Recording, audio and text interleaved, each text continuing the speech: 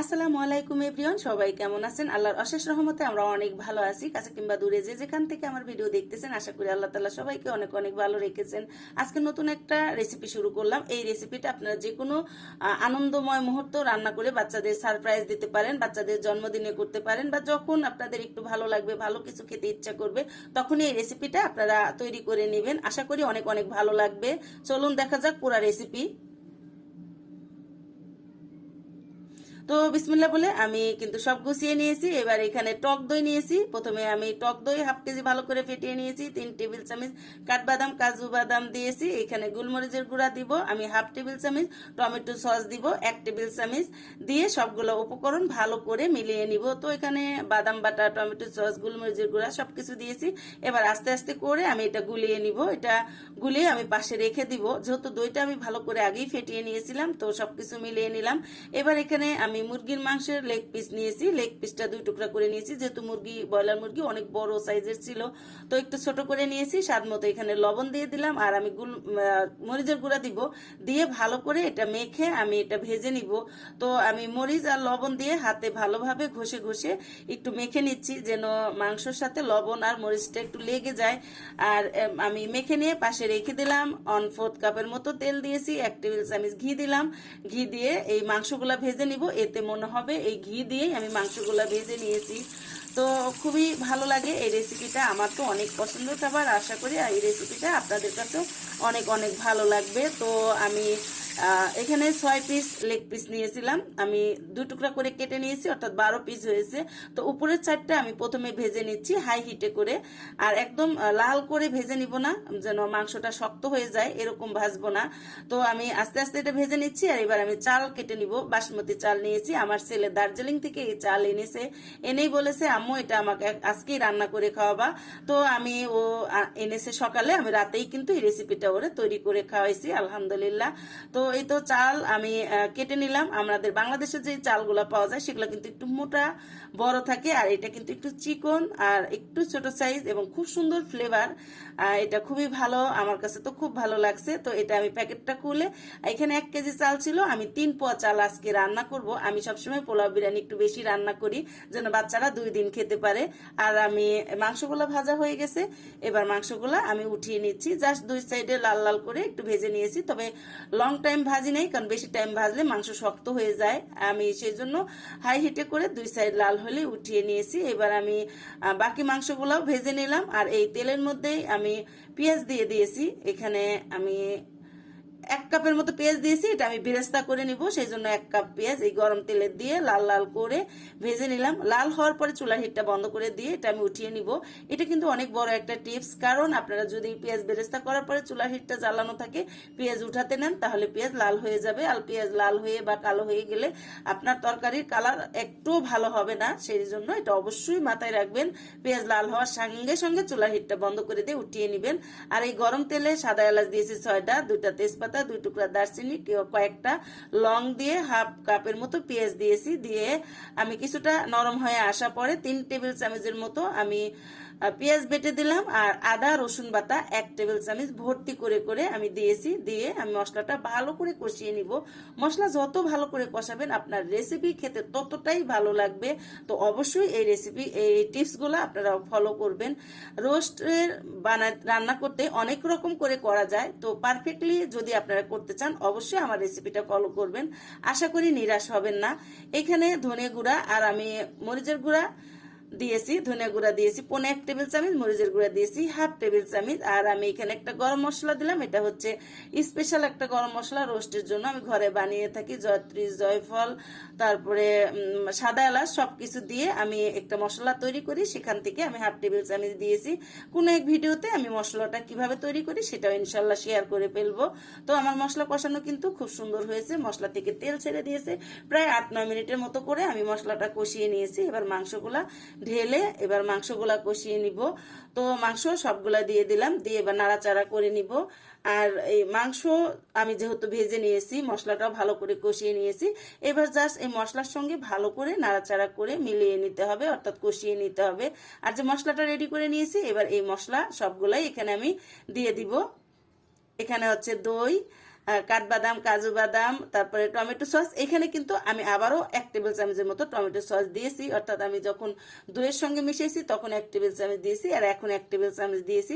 Total সবকিছু দেওয়ার পরে আমি এভাবে উপর নিচ করে নাড়াচাড়া করে দিব। আর এই পর্যায়ে আমি চুলার হিটটা একটু কমিয়ে দিয়েছি, কারণ চুলার হিট এই পর্যায়ে কিন্তু একদম হাই হিটে রাখা যাবে না, তাহলে গ্রেভিটা শুকিয়ে যাবে বা নিচে লেগে যেতে পারে। আমি একটু মাখা মাখা গ্রেভি রাখবো, সেই জন্য আমি চুলার হিটটা কমিয়ে দিয়ে আস্তে আস্তে করে কষিয়ে নিচ্ছি।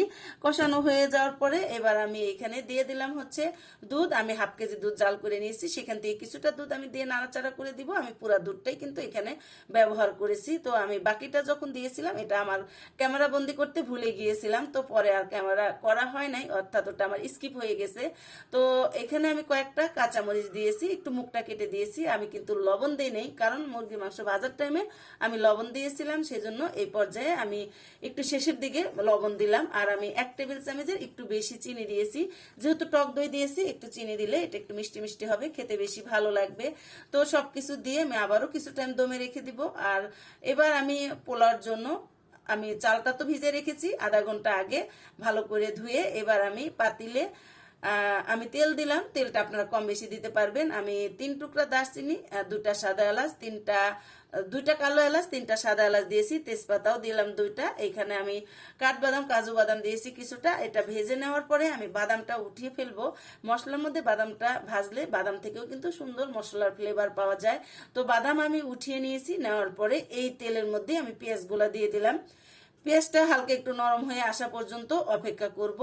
তো পেঁয়াজ হালকা নরম হয়ে গেছে, এবার 1/2 টেবিল চামচ আদা বাটা, 1/2 টেবিল চামচ রসুন বাটা দিয়েছি।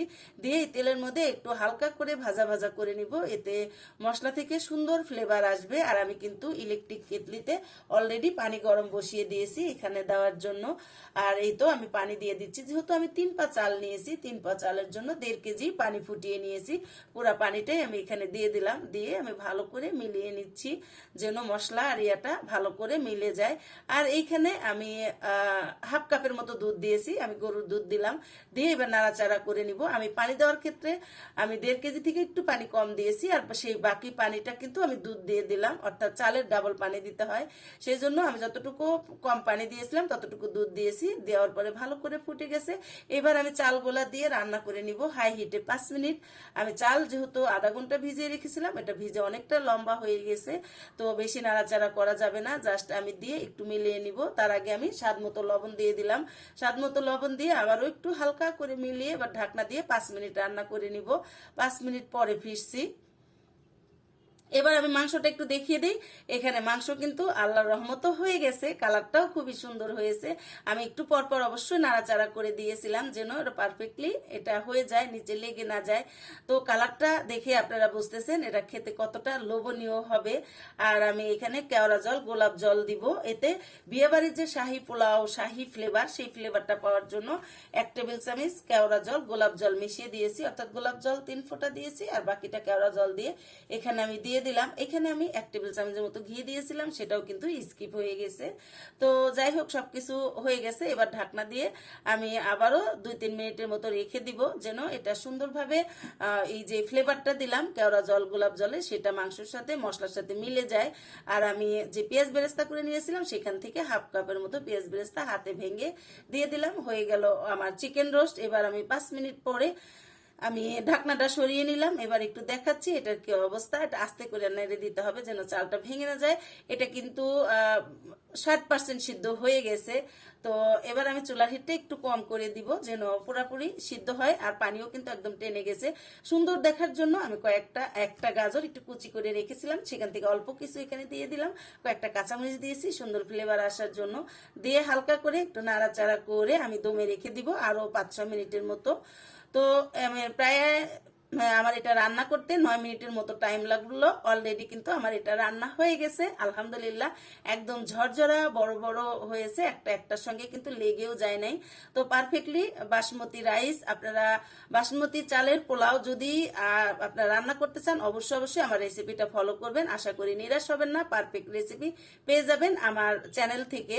তো এটা হয়ে গেছে, আমি আপনাদের দেখার সুবিধার্থে আবারও আমি 2বার দেখিয়ে দিলাম। তো এবার কেওড়া জল, গোলাপ জল আমি হাফ টেবিল চামচের মতো দিয়েছি যেন সুন্দর ফ্লেভার আসে। তো চাইলে আপনারা দিতে পারবেন, না চাইলে এটা স্কিপও করে ফেলতে পারবেন। আমি ঘি দিয়ে দিচ্ছি 1.5 টেবিল চামচ, যেন শেষের দিকে একটু ঘি দিয়েছি, কারণ আমি যেহেতু কেওড়া জল দিয়েছি, ঘি দেওয়ার পরে এই ফ্লেভারটা সুন্দর, ঘি আর কেওড়া জলের ফ্লেভারটা মিলে যাবে। তো সবকিছু পারফেক্টলি হয়ে গেছে। উপরে কিছু পেঁয়াজ বেরেস্তা দিয়ে ঢাকনা দিয়ে ঢেকে দিব। হয়ে গেল আমার শাহী পোলাও, অর্থাৎ বাসমতি চালের শাহী পোলাও আর শাহী রোস্ট। আলহামদুলিল্লাহ, 2টা রেসিপি ডান। তো দুটাই কিন্তু আমি কাছে থেকে দেখিয়ে দিলাম। যদি আপনাদের কাছে ভালো লাগে আমার চ্যানেলটা সাবস্ক্রাইব করে আমার পাশে থাকবেন, আমার জন্য অনেক অনেক দোয়া করবেন। আশা করি আমার চ্যানেলে আপনাদের পছন্দ অনুযায়ী রেসিপিগুলো দেখে নিতে পারবেন। তো এবার ফাইনালি আপনাদের দেখাচ্ছি প্লেটে বেড়ে, অর্থাৎ আমরা এখন খেয়ে নিব, যেহেতু রাতে রান্না করেছি। আর আমি প্লেটে রেডি করে নিলাম, উপরে কিছু পেঁয়াজ বেরেস্তা দিয়ে একটু ডেকোরেশন করে নিচ্ছি। বাচ্চারা একটু সুন্দর জিনিস দেখলে ওরা বেশি আকর্ষিত হয়। তো আমি বেরেস্তা দেওয়ার পরে যে বাদামগুলো প্রথমে ভেজে নিয়েছিলাম, সেই বাদামগুলো উপরে কয়েকটা ছিটিয়ে দিলাম। হয়ে গেল আমার বাসমতি চালের পোলাও। পারফেক্ট বাসমতি চালের পোলাও রান্না করে ফেললাম আলহামদুলিল্লাহ। তো আপনারা অবশ্যই আমার ফুল ভিডিও দেখবেন এবং কমেন্ট করে জানাবেন আমার রেসিপিটা আপনাদের কাছে কেমন লেগেছে। আর আমি একদম চামিচ দিয়ে একটু মাঝখানে থেকে দেখিয়েও দিলাম যে অনেক অনেক ঝরঝরা হয়েছে, অনেক সুন্দর হয়েছে। তো আজকের ভিডিওটা আমি শেষ করব। আশা করি আপনাদের কাছে আমার আজকের ভিডিওটা অনেক অনেক ভালো লেগেছে। আর আপনাদের কাছে যদি ভালো লাগে তাহলে আমার সার্থকতা, আমি যে কষ্ট করে রান্না করলাম আপনাদের সঙ্গে শেয়ার করলাম, যদি আপনাদের কোনো উপকারে আসে তাহলে আমি ধন্য, আমাকে ধন্য মনে করব। আর আমি এই তো রোস্ট আমি একটা বাটিতে বেড়ে নিচ্ছি, এভাবে করে আমি বাচ্চাদের দিয়ে দিব। আর আমি কিন্তু খেয়ে নিচ্ছি। আমি হচ্ছে গরুর মাংসের আচার আর আমি চিকেন রোস্ট নিয়েছি, দুটা মিলিয়ে আমি খাবো। বিসমিল্লাহ বলে খেয়ে নিচ্ছি। তো আমি খেতে থাকি আর বিদায় নিতে থাকি। আপনারা আমার ভিডিওটা দেখতে থাকেন। আশা করি আজকের ভিডিও দেখে আপনারা নিরাশ হবেন না, অনেক অনেক ভালো লাগবে। তো আজকের মতো বিদায় নিচ্ছি। আসসালামু আলাইকুম।